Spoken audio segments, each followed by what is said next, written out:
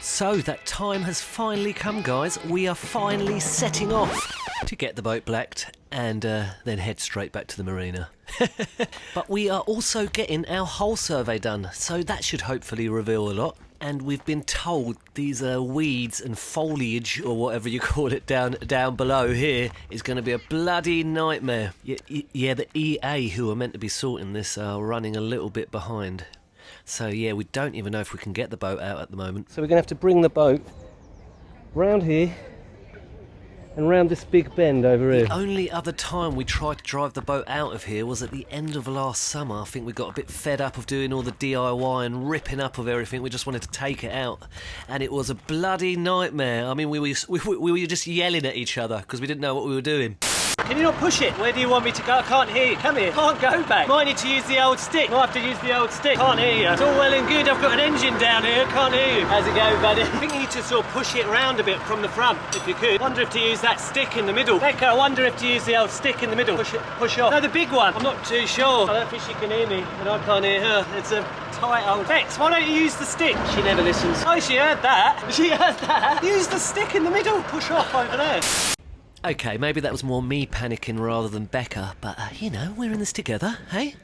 It's going to be a problem. So we're on the pontoon now next to the boat, and we're going to go round left here and look at all the foliage everywhere. Foliage? Is that how you say it? Even a lot of the cruisers have had a bloody nightmare coming down here, but they're close to the entrance. We're like right at the back. And this is the lock that will be coming out and heading up that way towards Ely? So there's quite a lot of little bits that we've got to sort out on the boat before it's ready to travel up on. You've obviously seen all the wood that our boat is absolutely covered in at the moment. All odds and sods, rotten bits that we don't really know what to do with. We're just going to have a little clear out of all the old rotten wood. Isn't it, Bex? Aye, not this rotten wood though. Look at that, eh? The partition wall. And I've oiled the top to keep it sort of waterproof. Could be a little spin-off, couldn't it, this? Becca and a toilet.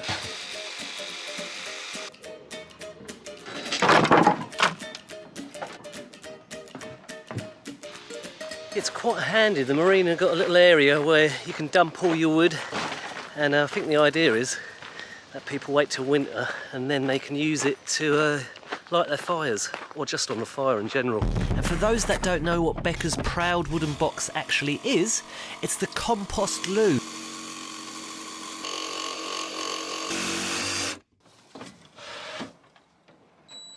And Becca's just trying to finish it up for our week journey travelling up to March for the blacking. I'm not sure I mentioned that the journey would only take 40 minutes in the car. The masterpiece. Wow. So this still needs a bit of work here. This needs smoothing out, but... And you've got the partition wall in there now. You've got the nice big fat entrance for my big fat hand to go in, haven't you? And there is one vital part of the toilet we need to pick up from Pets at Home. Pick up a hamster for the journey. We're not here for snacks. Sawdust, guys. I'll figure out how much do you think we need, small, medium or large. Basically, each time you go for a number 2, you put a handful in. So grab one. Okay, should we have a quick look at the hamsters? I love looking at the hamsters. I like looking at the fetch. Love a hamster. So unfortunately no hamsters today. Epic hamster fail, guys. I'm still really intrigued if this compost loo, dry loo, whatever you call it, is gonna like smell. Bex doesn't think it will. She reckons once they're sort of split up, once the two indecencies are split up, they're gonna be fine, but going there for now. So right, got to stock up for 9 days travelling. Lidl, here we come.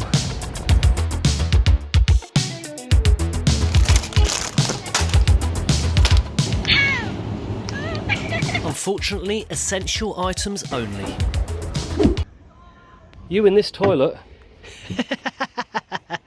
Day and night she's going at it, guys. I mean, this is dedication to new lengths. So yeah, just need to stick this bad boy down. All ready to set off tomorrow, aren't we? The toilet will be christened tomorrow. Everyone to go to a disco whilst you pee? No, you can't. I need to get this sort of lined up. So it's like that? Yeah, I think so. Yeah. You sure? Yeah. Yeah. So don't... No, that's brilliant.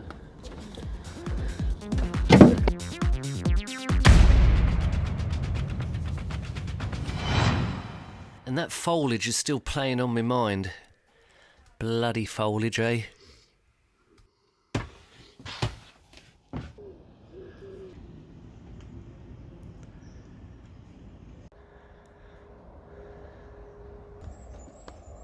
And we rested a few bits on the toilet here, and hopefully the adhesive has dried a bit better overnight. So the day has arrived. We are moving the boat. This was the day when we were going to get moving and get the blacking and survey done and head straight to the canals on our big adventure. But as things have turned out on the boat, we're going to get the blacking and survey done, and then we're going to bring it back and finish the boat off before having to go back again at some point, hopefully not in the too distant future, and attack the canals. So we're heading off up the river on a journey that would take approximately 40 minutes in the car, but in this bad boy, 7 days. Well, I think you can do it in 4 days if you do sort of a 10-hour days or something, but we want to have a bit of fun with it, so we've given ourselves plenty of time. I think we've given ourselves about 7 or 8 days, and that way we can treat it as a little holiday. And some days we might just want to rest and chill, and other days we might just want to blitz it. And from experience, there are days when suddenly the weather will turn and you have a thunderstorm, and so you want to just huddle up inside rather than chug along under an umbrella or something. I mean, we might not even get out the marina at the moment because there's so much, is it foliage? It's so weedy in the river. The EA were meant to come out and clear it a while ago, but they haven't, and so it's just grown and grown, and you can barely see the water. It's just completely covered in weeds. And a lot of the boaters that are even closer to the entrance have even struggled around that area. We're as far around as it gets, and it looks terrible in front of the pub, don't it? It does, so it's going to be quite interesting manoeuvring ourselves out. Yeah, that might take a few hours. Might not even get out. No. I feel like I'm going to be spending a lot of time in the weed hatch after this. You have missed that weed hatch, haven't you? I do love the weed hatch. Okay, so let's get cracking, guys. First things first, let's get the compost loo in prime position.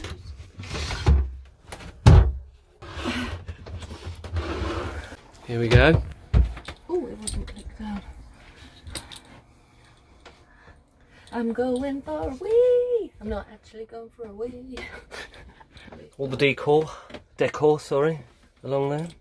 And this obviously still needs a bit of a tweak in the future when we get back, but it'll do for now. But yes, it does. Cool, well done. But high five, what are you saying? I'd never seen Bex this excited for a purchase ever since I've known her. I mean, she is absolutely buzzing for the item we're about to collect. She hadn't stopped talking about it for weeks. She is that excited she can't resist but to open it in the shop. You've guessed it, it's the black toilet seat, guys. And it's rubbed off because I'm proper buzzing too. So back to the vessel and just a few more little bits to sort out before takeoff. Welcome back, my freshly coated gas locker, guys. We've got to load this bad boy back up with gas, funnily enough.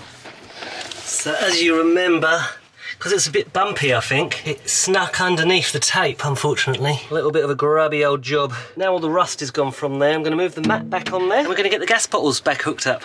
Awesome. Lovely manky little gas mat, if that's what you call it. We go on clockwise on here. Sorry, anti-clockwise. Yeah, so opposite to normal.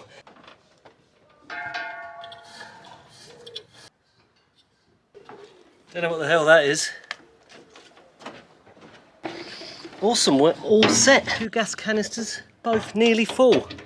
I mean, that's going to last us longer than just these 2 weeks, but it's handy. It's good to know, isn't it, that you got a couple. So just going to tidy up the little stern area out here and get it all ready. Is it called the stern area?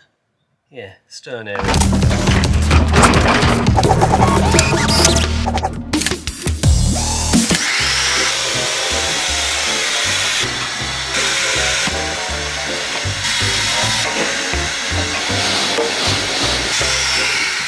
So I had a little tidy up all ready for the adventure. Got me windlasses up here. Easy access, guys. Got a fire extinguisher that looks like it's about to blow any minute. I don't know why we're keeping hold of that. For when Bex gets in the weed hatch. Oh, the old mooring pins. We are prepared, guys. We are prepared. So as you guys probably know, we haven't got a water tank. So we've picked up tons and tons of these big water bottles. And we've got, well, tons. We've got about 5 of them. And we're going to try and fill them up outside and get them ready for our journey. Then just keep topping them up, I suppose.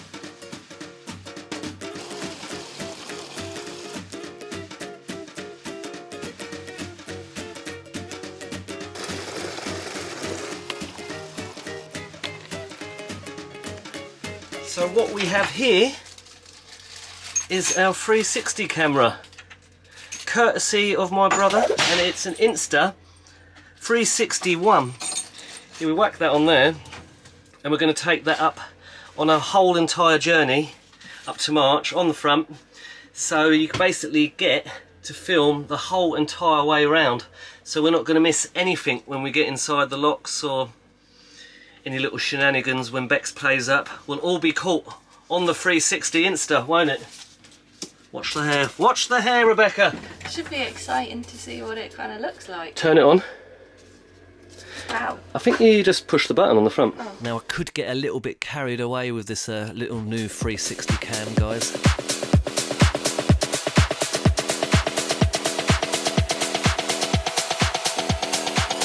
You ain't heard nothing. So we've got absolutely everything charging at the moment, guys. This is going. Here, I've got the laptop going, the phone going. Our last little bit of juice before we hit the rivers and are juiceless, possibly for the whole week. You don't know, do you? When we bought the boat, the seller told us that the boat didn't have an alternator. Is that correct, Bex? So when we bought the boat, the seller wasn't aware that actually the engine had a second alternator on it, meaning that it could run and power the household electrics and stuff. He was actually using the generator unnecessarily when all he needed to do was run his engine for a little while to charge up the batteries enough to power the rest of the boat. So when we travelled the boat back, we weren't aware, and so we were sort of really cautious about using any power, and we're only using the 12 volt throughout the boat for fear that we would just absolutely drain the batteries and get stranded or something. So yeah, fingers crossed that all works how Becca thinks it does. By no means an expert. Because the chances are it could be broken, or it just doesn't work how it's meant to work. But yeah, supposedly it does work. The little light comes on and everything. Woohoo! I'll fill our coolant up.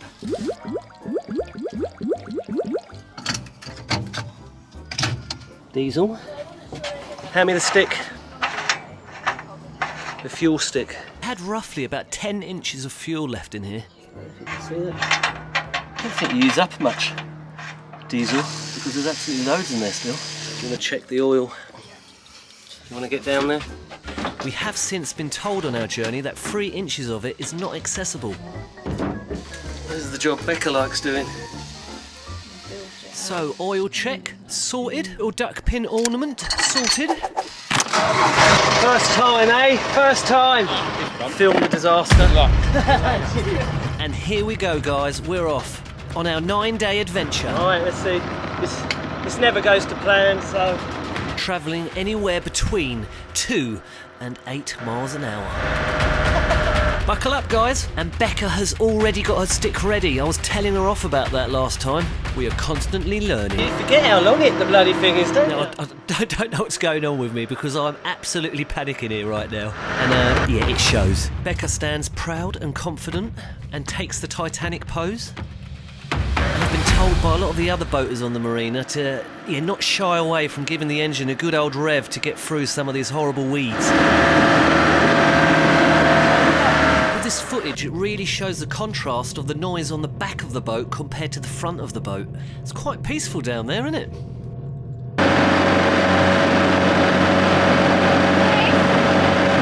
Finally ready ready for Becca to put the giant stick to use, and this should hopefully help guide the boat round a little bit. Even when there's not weeds and foliage, it's a bloody nightmare getting around here. It's really, really tight.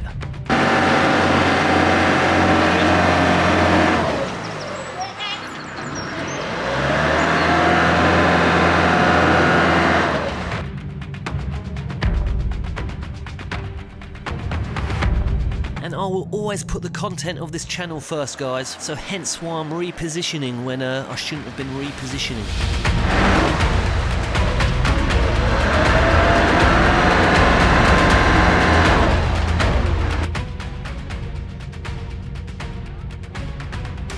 And I think we've sort of done it here, really. I mean, I don't think this stretch is going to be hard now. The Wombat never fails.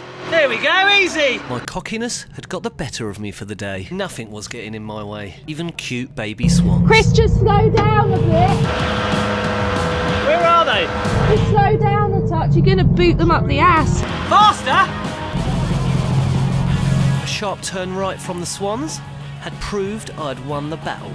My narrowboat war was just about to begin. Are we going straight in, are we?